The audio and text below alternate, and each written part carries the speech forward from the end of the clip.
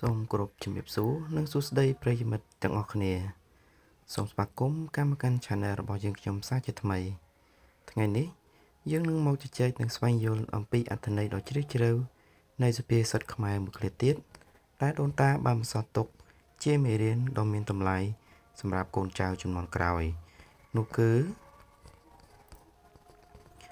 កុំដេកផ្សងព្រេងកុំវែងខុសផ្លូវពាក្យឃ្លានេះមានលក្ខណៈសាមញ្ញតែបង្កប់នូវអត្ថន័យជ្រាលជ្រៅនិងជាការដាស់តឿនដ៏មានតម្លៃបំផុតសម្រាប់មនុស្សគ្រប់រូបជាពិសេស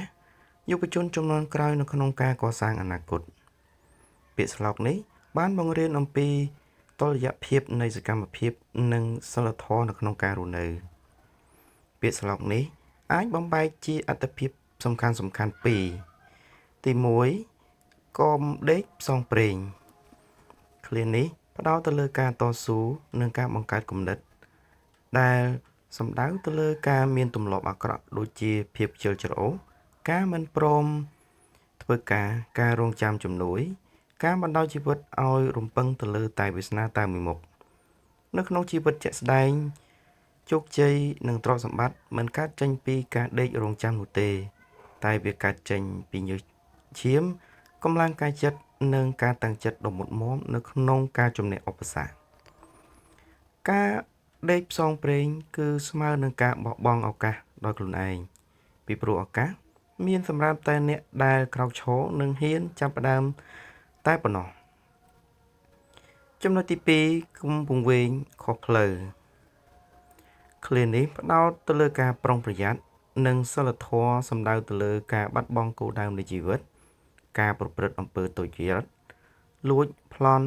និងការជ្រើសរើសផ្លូវជីវិតដែលពោរពេញទៅដោយអបាយមុខទោះបីជាយើងខិតខំប្រឹងប្រែងខ្លាំងក្លាយ៉ាងណាក៏ដោយបើការខិតខំនោះ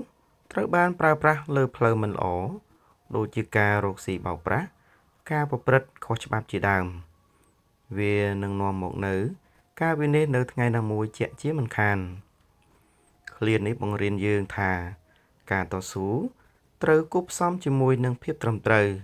និងកិត្តិយសទើបទទួលបាននូវសុភមង្គលពិតប្រាកដ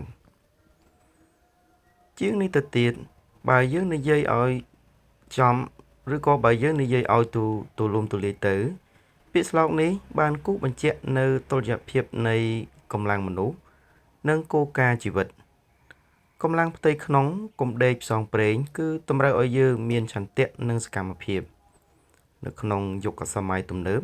ការដេកផ្សងព្រេងអាចសំដៅទៅលើការខ្ជិលរៀនសូត្រការខ្ជិលអភិវឌ្ឍជំនាញនិងការមិនព្រមតាមទាន់សម័យកាលការខិតខំគឺជាតម្លៃស្នូលដែលកំណត់នៅវាសនារបស់ខ្លួនឯងកម្លាំងខាងក្រៅកុំវង្វេងខុសផ្លូវគិតតម្រូវឲ្យយើងមានបញ្ញានិងសិលធម៌ការតស៊ូដោយគ្មានសិលធម៌ប្រៀបបាននឹងអ្នកបើកបរយានយន្តនៅក្នុងល្បឿនមួយយ៉ាងលឿនដែលគ្មានចង្កូតត្រឹមត្រូវតែទីបំផុតត្រូវជួបគ្រោះថ្នាក់យើងត្រូវតែចេះគ្រប់គ្រងចិត្តចេះបដិសេធការលបួងនិងការរក្សានូវភាពស្មោះត្រង់ចំពោះគោលដៅវិជ្ជមានសរុបមកពាក្យស្លោកកុំដេកផ្សងព្រេងកុំវង្វេងខុសផ្លូវគឺជាមេរៀនសង្ខេបនៃជីវិតដែលជោគជ័យវាមិនមែនគ្រាន់តែជាការដាស់តឿនមួយឃ្លានោះទេប៉ុន្តែវាគឺជាផែនទីបង្ហាញផ្លូវដែលប្រាប់យើងថាត្រូវធ្វើការដោយស្មោះត្រង់ត្រូវរស់ដោយសុចរិត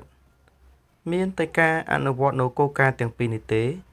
ទើបអាចនាំមកនូវភាពជោគជ័យសេចក្តីថ្លៃថ្នូរសុភមង្គលប្រកបដោយនិរន្តរភាព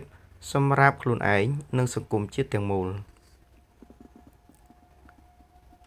បាទសង្ឃឹមថាការបកស្រាយនេះអាចជាប្រយោជន៍ដល់បងប្អូនទាំងអស់គ្នានៅក្នុងការយកទៅពិចារណានិងអនុវត្តក្នុងជីវិតប្រចាំថ្ងៃសូមអរគុណបងប្អូនទាំងអស់គ្នាដែលបានចំណាយពេលវេលាដ៏មានតម្លៃក្នុងការតាមដានស្ដាប់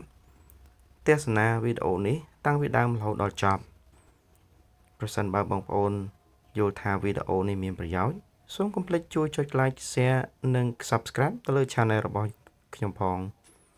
ដើម្បីទទួលបាននូវវីដេអូអប់រំនិងចំណេះដឹងថ្មីៗបន្តទៅទៀត